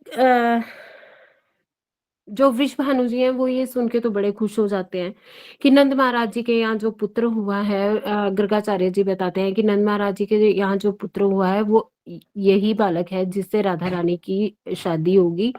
तो वो साथ में ये भी क्लियर करते हैं कि वही त्रिलोकीनाथ हैं। तो आगे गर्गाचार्य जी उनको ये भी बताते हैं कि जो आपकी बेटी है वो भी कोई साधारण लड़की नहीं है, वो भी जो है श्रीमती राधा रानी जो है, सॉरी, थोड़ा सा मैं हो जाती हूँ कभी कभी कंफ्यूज, तो आज तो थोड़ा लग रहा है मुझे कि ज्यादा ही हूँ। तो वो खुशी खुशी बताते हैं कीर्तिदा को कि हाँ, मतलब ये जो लड़की है ये साधारण नहीं है, ये भी जो कृष्णा है इनकी नित्य प्राण वल्लभा हैं, ये गोलोक में नित्य वास करती हैं उनके साथ। तो कीर्तिदा और वृषभानु जी भी बड़े खुश हो जाते हैं कि ऐसे ऐसे बड़ी अच्छी बात है। तो उसके बाद जो है वो गर्गाचार्य जी को बोलते हैं कि आप जो है इनकी शादी करवा दो, जब भी आप करवाएंगे आप ही मंत्र उच्चारण करना, आप ही इनकी शादी करवाना। तो गर्गाचार्य जी उनको मना कर देते हैं कि ये विवाह मैं नहीं करवाऊंगा, इसके लिए जो है ये विवाह जो है ये भंडीर वन में होगा और साक्षात ब्रह्मा जी आएंगे ये विवाह कराने के लिए। तो ये सुनकर जो है कीर्तिदा और वृषभानु जी और आनंदित हो जाते हैं। तो गर्गाचार्य जी आगे बताते हैं कि गोलोक धाम जो है वो सर्वश्रेष्ठ है, सभी गोपियां और व्रजवासी जो है राधा जी का ही प्रकाश हैं। यह सारे व्रजवासी उस धाम से ही इस धाम धरा धाम पर आए हैं। तो ब्रह्मा जी अब ये मतलब ये यहाँ पे कथा समाप्त होती है। अब आगे जो है ब्रह्मा जी की आ रहे हैं लीला, जो कि ब्रह्मा जी जो इनका विवाह करवाने के लिए आते हैं। तो कृष्ण अभी बहुत छोटे हैं, तो नंद बाबा जी उनको उठाकर अपने वक्ष स्थल पर लगाकर उनको घुमा रहे हैं। गैयों के पास हैं वो अपने, और अपनी खिड़क से जो है वो अपनी गैया को देख रहे हैं। पर उन्हें पता ही नहीं चलता कब वो गैया को देखते देखते और कृष्णा को मतलब अपनी वक्षस्थल से लगाते हुए कब आगे बढ़ गए, उनको पता ही नहीं चला कि वो भंडीर वन के पास आ गए। और जब वो वहां पहुंचते हैं तो कृष्ण की इच्छा से ही वहां पे तूफान आंधी इतना आता है कि सारे के सारे जगह बादल छा जाते हैं, और सारी गैया जो है वो भी रोने लगती है, रंभा रंभा करके नंद महाराज जी को वो पुकारने लगती हैं। और कृष्ण भी जो है भयभीत हो जाते हैं, और भय के कारण जो है नंद बाबा जी को वो और जोर से आलिंगन कर लेते हैं कि अब क्या होगा। तब उसके बाद जो है मतलब वहां पे बताया गया है कि उस टाइम वहां पे इतनी आंधी चल रही है, आंधी से में जो बड़ी भयानक भयानक आवाजें आ रही हैं वो आ रही हैं, जिससे कृष्णा और डर जा रहे हैं। तो आसमान में पत्ते और वृक्ष की डालियां जो हरे है एक कृष्णा स्थान पे। दीदी, हरे कृष्णा जी दीदी, आज समय बहुत अधिक हो गया है तो इसको थोड़ा सा समराइज मैं कर देती हूँ अभी, है ना? जी जी आप जी, हरे जल्दी से कृष्ण इसको जी। कर दो। हरे ओके। कृष्णा दीदी। आज समय बहुत अधिक हो गया, हमारे साथ अभी एक और वक्ता हैं जो और लीला सुनाएंगे। ये हमें सिर्फ इतना समझ लेना, जो दीदी ये लीला सुना रही थी, ये लीला सुन लो सिर्फ, लेकिन गौड़ीय वैष्णव का क्या फिलॉसफी है उसको समझो। वहां पर क्या बताया है महाप्रभु ने कि राधा और कृष्ण की शादी नहीं हुई है। क्यों? क्योंकि हमें इनको अपने जैसा एक स्त्री पुरुष नहीं समझना चाहिए जिनका स्त्री पुरुष का संबंध होना, शादी होना जरूरी है। एक बात। दूसरा, ये नित्य पति पत्नी है। जैसे यदि इस जगत में मेरी शादी दिल्ली में हुई मेरे पति के साथ और मेरी ट्रांसफर हो जाए मेरे हस्बैंड की कलकत्ता में, तो क्या मैं दोबारा जाके वहां पे शादी करूंगी? नहीं ना। एक बार शादी हो गई तो मैं किसी भी स्थान पर चली जाऊं, पति पत्नी ही रहेंगे ना। उसी तरह जो राधा और कृष्ण है वो नित्य पति पत्नी है। वो यदि इस धराधाम पे आते हैं तो उनको शादी करने की कोई जरूरत नहीं है दिखाने के लिए कि हम पति पत्नी हैं। वो नित्य ही पति पत्नी हैं, प्रेमी प्रेमिका हैं। एक बात, इसलिए गौड़ीय वैष्णव के हिसाब से शादी नहीं हुई। दूसरा, ठाकुर जी ये दिखाना चाहते थे संसार में कि एक ऐसा भी प्रेम होता है जो सर्वोपरि होता है, जिसमें कोई संबंध की जरूरत नहीं है, जिसमें कुछ एक्सपेक्टेशन नहीं। जहां पर संबंध हो जाता है वहां पे लिमिटेशन हो जाती है। जैसे द्वारका की जो महिषियां हैं वो पत्नियां हैं ठाकुर जी की, लेकिन वो भगवान को उतना आनंद नहीं दे सकती जितना गोपियां दे सकती हैं। गोपियों के साथ कोई संबंध नहीं है। गोपियां क्या कहती हैं भगवान को कि हम आपकी अशुल्क दासियां हैं, मतलब गोपियों ने भगवान से कभी भी एक पैसा भी लिया नहीं, और सबसे ज्यादा सेवा गोपियों ने की। जो महिषियां हैं उनका अधिकार है भगवान के ऊपर, भगवान को उनका भरण पोषण देना है। उनको एक पत्नी का अधिकार दिया, लेकिन वो उतनी सेवा नहीं कर पाए। तो भगवान ये संसार में दिखाना चाहते हैं कि एक रिश्ता ऐसा भी होता है, एक प्रेम ऐसा भी होता है जिसमें कोई एक्सपेक्टेशन नहीं, कोई भी आपके ऊपर लायबिलिटी नहीं, लेकिन वो स्वच्छंदता है, उसमें उसमें स्वच्छंदता है। तो वही प्रेम, गोपियों का प्रेम दिखाने के लिए ठाकुर जी ने ये सब लीला की कि राधा रानी की शादी कहीं और हुई है, जावट में हुई है, आगे हम सुनेंगे। और इतनी मुश्किलों के बाद भी कोई भगवान से प्रेम कर सकता है, ये भगवान ने दिखाया है एक लीला के माध्यम से। कि शादी कहीं और हुई है, फिर भी अपनी सास ननद को कैसे झूठ बोलकर, कैसे उनसे छुप कर राधा रानी कृष्ण से मिलने आती हैं। जैसे ही कृष्ण बुलाते हैं, जैसे ही कृष्ण का इच्छा होती है कि राधा रानी के साथ मैं नौका विहार करूं, राधा रानी सब कुछ छोड़ छाड़ के, सब कुछ भूल भाल के आ जाती हैं। यही प्रेम है, ये भगवान ने दिखाया है। तो ये शादी क्यों की फिर? क्यों? क्योंकि कुछ लोग इस उन्नत उज्जवल रस को समझ ही नहीं सकेंगे। उनको समझ ही नहीं आएगा कि वो भगवान है, वो हमारी तरह एक साधारण पुरुष और स्त्री नहीं है। तो उनके लिए भगवान ने एक ये लीला कर दी कि देख लो, अगर तुम नहीं मान रहे तो ठीक है, भांडीर वन में मेरी शादी भी हुई थी। तो ये लीला केवल ऐसे कम समझ वाले लोगों के लिए, जो ये प्रेम को समझ ही नहीं पाते, उन लोगों के लिए भगवान ने की है।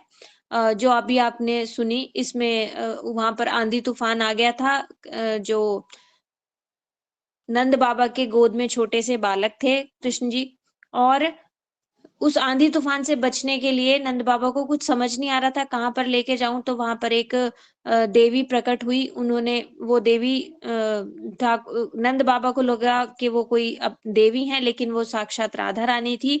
उन्होंने नंद बाबा से कहा, लाओ आपके लाला को मैं बचा लेती हूँ। तो उन्होंने अपने लाला को बचाने के लिए उन्हें दे दिया। जैसे ही उन्होंने उन्हें गोद में लिया, तभी ठाकुर जी ने भी अपना स्वरूप धारण कर लिया। नित्य नवीन जो नव किशोर उनका स्वरूप है, वो अपने स्वरूप में आ गए। और राधा रानी तो है ही किशोरी उस समय, तो किशोरी और किशोर का वहां पर विवाह हुआ और वो ब्रह्मा जी ने करवाया। और ये सब नंद बाबा को पता नहीं चला। और बाद में जैसे ही वो तूफान थमा, वो किशोरी ने लाके लाला को नंद बाबा की गोदी में दे दिया। ये एक वहां पर लीला हुई थी। लेकिन हमें इस बात को अच्छे से समझना चाहिए कि हमारे जो ठाकुर और ठाकुरानी है, वो शादी करना उनके लिए कोई बहुत जरूरी बात नहीं है। कि जो इस संसार के लोग बार बार पूछते हैं उनकी शादी क्यों नहीं हुई, कहाँ हुई, अच्छा भांडीर वन में हुई है तो उन्हें अच्छा लगता है कि ठीक है हुई है। नहीं, उनका नित्य संबंध है, वो प्रेमी प्रेमिका है, वो परकीय भाव का स्वादन करने के लिए, दिखाने के लिए हमें एक संबंध ऐसा भी होता है। ये सब इसलिए आए यहाँ पर। हरे कृष्णा। अभी हमारे साथ है निश्चिंत प्रभु। निश्चिंत प्रभु, आप भी थोड़ा सा शॉर्ट में समराइज करना, क्योंकि समय अधिक हो गया है। हरि बोल प्रभु जी, आपका स्वागत है।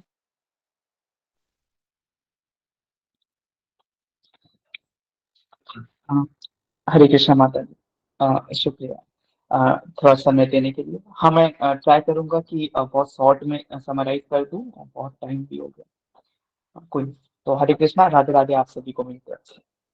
जैसे कि हम लोगों ने स्टार्ट किया था काफी पहले से, और अब हम लोग अंतिम चरण की ओर बढ़ते जा रहे हैं इस ब्रज की 84 कोस यात्रा में। तो आज उन्हीं में से एक काफी प्यारी सी जगह है, सनातन गोस्वामी जी की जो भजन कुटी है, उनके बारे में थोड़ा सा जान लेते हैं। तो जो मानसी गंगा है, उन्हीं के तट पे बिल्कुल चक्रेश्वर महादेव के सामने ही सनातन गोस्वामी जी की जो वहाँ पे भजन कुटी बनी हुई है। यहाँ पे बोला जाता है कि यहाँ पे ही रह करके इन्होंने क्या किया था, जो है भजन किया हुआ था। अब ये करना क्या जरूरी था, ये यहाँ पे क्यों आए थे, क्या ये यहीं के थे? तो ये थोड़ा सा समझने का हम लोग प्रयास करेंगे। तो जो लगभग आज से अब करीब 550 या 500 वर्ष पहले देखें, जब चैतन्य महाप्रभु का जब इस धरती पे आगमन हुआ था, तो उसी समय के आसपास लगभग, बट वो तो बंगाल में थे, तो उस समय जो है हमारा ये जो वृंदावन धाम जो है, जो ये ब्रज का है, वो लगभग विलुप्त हो गया था। अब लगभग ये विलुप्त हो गया था। तो इसी को जो है, इन्हीं को क्या किया गया था, इन्हीं को वापस से जीवित करने के लिए, इसको वापस से बनाने के लिए, इनका पुनः प्रकाशन करने के लिए जो चैतन्य महाप्रभु जी जो थे, उन्होंने क्या किया कि उन्होंने 6 गोस्वामी जी को उन्होंने चुना, गुरुओं को चुना, 6 गोस्वामियों जी को चुना था, जिनमें से एक श्री रूप गोस्वामी जी थे, सनातन गोस्वामी जी उनमें से एक थे, एक श्री रघुनाथ गोस्वामी जी थे, एक श्री रघुनाथ जो भट्ट गोस्वामी जी थे, और एक श्री गोपाल भट्ट गोस्वामी जी थे, और एक अजीत गोस्वामी जी। ये 6 उन्होंने मिलकर इनको ये टास्क दिया हुआ रहता है। अब हमको पता है कि जैसे गुरु जो है टास्क तो वो देते हैं, तो चैतन्य महाप्रभु इनके एक टाइप से गुरु थे। तो उन्होंने क्या किया था कि इनको जो है ये पर्टिकुलर ये टास्क दिया था कि जो अभी विलुप्त होने के कगार पे है, तो उनको जो है पुनः प्रकाशन करना है, उनको पुनः वापस जीवित करना है। तो ये काम जो है आप यहाँ कीजिए। तो अगर अगर सनातन गोस्वामी जी की जो बात करें, तो वो जो है ना, वो जब रहते थे यहाँ पे, तो गोवर्धन की परिक्रमा जो है ना, वो रोज ही किया करते, परिक्रमा उसको कभी भी नहीं चूकते थे। बट एक टाइम होता है, उसके बाद वो वृद्धावस्था में भी जाने लगे, फिर भी वो जो है इस परिक्रमा को वो पूर्ण करने का काम किया करते थे। तो इससे उनकी जो हेल्थ है, या फिर जो उसका स्वास्थ्य, उससे भी असर पड़ता था। तो एक दिन जो छोटे बाल के रूप में जो हमारे जो ये कान्हा जी हैं, जो श्री कृष्ण जी हैं, वो आते हैं बाल के रूप में, और वो जो है एक गिरिराज शिला लेकर के आते हैं, पत्थर लेकर के आते हैं, और वो जो है इनको देते हैं। वो कहते हैं कि अब जो है आपको इतनी ज्यादा जो है ना, वो परिक्रमा करने की कोई जरूरत नहीं, आप 4 परिक्रमा बस इसी पत्थर की लगा लो, आपका जो है गिरिराज पे जितना आपने परिक्रमा किया है ना, वो जो है आपका यहाँ पे पूर्ण हो जाएगा। बस आप जो है अपने स्वास्थ्य का भी ध्यान रखो, और आप बस इसकी परिक्रमा कर लो, आपका जो गिरिराज में जितना परिक्रमा करने का जो फल प्राप्त होता है, वो आपको मिल जाएगा। तो ये बोल करके वो वहां से ध्यान मत। अब ये पत्थर जो है ना, सॉरी मुझे माफ कीजिएगा, जो ये शिला है इस पे जब आप चेक कीजिएगा तो वहां पे जो है ना इनके जो कान्हा जी है उनके पग के निशान है, कुछ गाय के जो खुर जो होते हैं ना उनके भी वहां पे निशान देखने को मिलेंगे। अभी जो वृंदावन में राधा दामोदर मंदिर जो है वहां पे इनकी अभी वहीं पे ये आपको रखा गया और वहीं पे इनकी अभी पूजा होती है। तो अब जो है जैसे कि मैंने आपको बताया था कि जो सनातन गोस्वामी जी की जो कुटिया थी, भजन कुटी जो थी, वो मानसी गंगा के पास थी और मानसी गंगा के पास बहुत सारे मच्छर आ जाया करते थे। तो बहुत सारे मच्छर आ जाया करते थे, तो अब वो उसके कारण जो ये सनातन गोस्वामी जी ने सोचा कि ये तो यहाँ पे इतने सारे मच्छर हैं, तो अब मुझे अपनी जगह जो है चेंज करनी पड़ेगी, मुझे अपना जो प्लेस है वो चेंज करना पड़ जाएगा। तो परंतु जैसा कि मैंने आपको बताया कि ये जो है ठीक चक्लेश्वर महादेव के सामने से है, सामने, और वैष्णव में परम वैष्णव तो महादेव जी हैं, वो कैसे इन्हें जाने दे सकते थे। उन्होंने इतने जाने से मना कर दिया। उन्होंने बोला कि आपके जैसे वैष्णवों के संग में रहने से मुझे भी जो है खुशी मिलती है, तो आप यहाँ से मत जाओ। अब से जो है यहाँ पे मच्छर नहीं रहेंगे। और उसके बाद से उस पर्टिकुलर जगह पे जो मानसी गंगा के पास जो बहुत मच्छर हुआ करते थे, अब वहां पे बिल्कुल भी मच्छर नहीं होने लगे। सो उसके बाद सनातन गोस्वामी जी की जो समस्या थी, इस प्रकार जो हमारे महादेव जी है उन्होंने इसको पूर्ण कर दिया था। तो अब जैसे कि मैंने आपको गोवर्धन परिक्रमा की जो बात बताई थी, तो ये जो है जो हमारे सनातन गोस्वामी जी हैं, गोवर्धन परिक्रमा जैसे हम करते हैं उससे बहुत ही डिफरेंट करता है। जैसे हम तो करते हैं गोवर्धन परिक्रमा, तो हमारे अंदर कुछ ना कुछ मान की होता है, कुछ इच्छा होती है जो मेटेरियलिस्टिक होती है। जैसे हमें ये चाहिए, वो चाहिए, इनका विवाह हो जाए, ये हो जाए, हमारे घर में ये सुख शांति आ जाए, ऑल इन ऑल। बट इनका जो होता है, इनका तो पूरा विरह है ना। तो ये बोलते हैं कि जब ये गोवर्धन परिक्रमा करते हैं तो ये बोलते हैं, हे राधे ब्रज की क्या ललिते, हे नंदे सुनो। ये बोलते हैं कि हे राधे, हे ब्रज की देवी, हे ललिते, हे विशाखे, तुम सुनो। तू कुतो श्री गोवर्धन कल्पात्र दले कलिंदे वंश तले, यानी कि मैं तुम्हें जो है मैं आपको कहाँ ढूंढूं, मैं आपको कालिंदी वन में ढूंढूं, मैं आपको गिरिराज गोवर्धन जी के सामने ढूंढूं, मैं आपको कहाँ ढूंढूं, मैं आपको झरने के सामने ढूंढूं, मैं आपको किसी जो है तालाब के सामने मैं कहाँ आपको देखूं, मुझे आपके कहाँ दर्शन होंगे। इनके मन में यही भाव होता था, न अदर देन की पर्टिकुलर कोई चीज की मांगने की इच्छा हो, इनके मन में ये थी। ठीक है। तो अब जो है इनका अगर जन्म जो है, जैसे कि मैंने आपको शुरुआत में बनाया था, इसका जो जन्म जो है ना इनका जो है वो वृंदावन में नहीं हुआ था, ये बंगाल में इनका जन्म हुआ था। तो ये एक प्रकांड ब्राह्मण के जो है रूप में इनका जन्म हुआ था, ब्राह्मण के घर में। और ये बचपन से इतनी बुद्धिजीवी थे कि उस वक्त के जो राजा थे, जो बंगाल के राशन राजा जो शासन कर रहे थे, तो वो मुस्लिम थे, मुसलमान थे। तो उन्होंने जो है इनको अपना जो है मंत्री बना रखा था। जो जो उनके राज्य का जो सलाहकार होते, जो मंत्री होते हैं, राजमंत्री, उन्होंने इनको बना रखा था। ये इतने जो है बुद्धिजीवी थे। और जो इनके जो छोटे भाई थे ना, श्री रूप गोस्वामी जी, जो कि उन 6 गोस्वामियों में से एक थे जिनको चैतन्य महाप्रभु ने भेजा था। तो सनातन गोस्वामी जी के जो है वो क्या है, जो छोटे भाई जो श्री रूप गोस्वामी जी थे, उनका भी एक वहां पे पद भी उनको भी मिला हुआ था। ठीक है। तो अब जो है एक पर्टिकुलर टाइम क्या था ना वहाँ पे कि इन ये वहां तो शासन तो मुस्लिम शासक हो चुका था। तो ऋषि रूप गोस्वामी जी का इन्होंने नाम जो है, नामकरण जो है वो दाविर खास करके रखा था। और सनातन गोस्वामी जी का जो नाम है सकार मलिक करके इन्होंने रखा हुआ था उस वक्त। अब क्या होता है कि अब ये तो जो चल रहा था वो चल रहा था, फिर टाइम आता है जो फिर आते हैं यहाँ पे चैतन्य महाप्रभु की एंट्री होती है। और चैतन्य महाप्रभु जो है वो जो है सनातन गोस्वामी जी और इसे कहते हैं कि आपको जो है वृंदावन की ओर प्रस्थान करना चाहिए, और आपका यहाँ पे समय पूर्ण हो गया, आप वृंदावन की ओर प्रस्थान करो और वहां पे जाकर के आप जो सारे गोस्वामी के साथ मिलकर पुनः जो है वो आपको क्या करना है, प्रकाशित करना है। तो अब जो है अब क्या करते हैं, अब ये जो है ये तो निकल जाते हैं जो श्री रूप गोस्वामी जी है पहले। बट सनातन गोस्वामी जी जो है वो निकलने वाले ही रहते हैं कि मुस्लिम शासक जो रहता है उसको पता चल जाता है कि पहले ही जा चुके श्री रूप गोस्वामी जी वृंदावन की ओर, अब श्री सनातन गोस्वामी जी भी निकल जाएंगे। अब अब उनके तो वाणी खास थे ये। अब उन्हें जाने कैसे थे, तो उन्होंने क्या किया, इनको कारागार में बंद कर दिया सनातन गोस्वामी जी को। और फिर सनातन गोस्वामी जी को बंद करने के बाद वो उड़ीसा की ओर वो युद्ध करने के लिए निकल गए। अब जब वो चले गए तब सनातन गोस्वामी जी ने जो जब थे वहां पे, तो उन्होंने निकलने के लिए एक अच्छा प्रयास अपनाए थे, क्योंकि वो तो मंत्री थे तो उनकी काफी अच्छी जो पोजीशन थी, तो धन वगैरह भी काफी उनके पास था।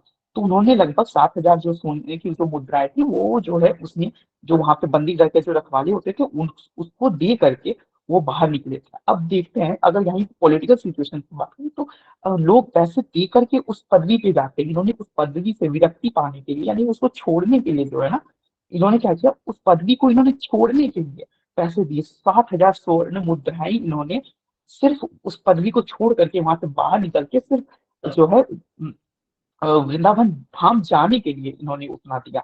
हम लोग हमेशा, या फिर हमारे जो पॉलिटिशियंस होते हैं, जो भी जो वक्ता होते हैं, वो पैसे दे करके उस पदवी तक पहुंचते हैं, और इन्होंने ये पैसे दे करके इस पदवी को छोड़ा। फिर ये क्या किए, ये फिर निकल दिए वृंदावन की ओर। तो सबसे पहले ये प्रयागराज के पास गए थे। प्रयागराज में काफी ज्यादा जो खाइयां थी और काफी बड़े बड़े जो खाइयां थी, तो उनको पार करवाने के लिए इनके साथ एक सेवक भी गए थे। अब उनको पार करवाना था, तो वहीं के जो जमींदार थे ना, तो उन्होंने इसकी मदद करने की बात कही और बोला कि आप रात आज हमारे घर में रुक जाइए, जो है रात में हम आप लोगों को पार करवा देंगे।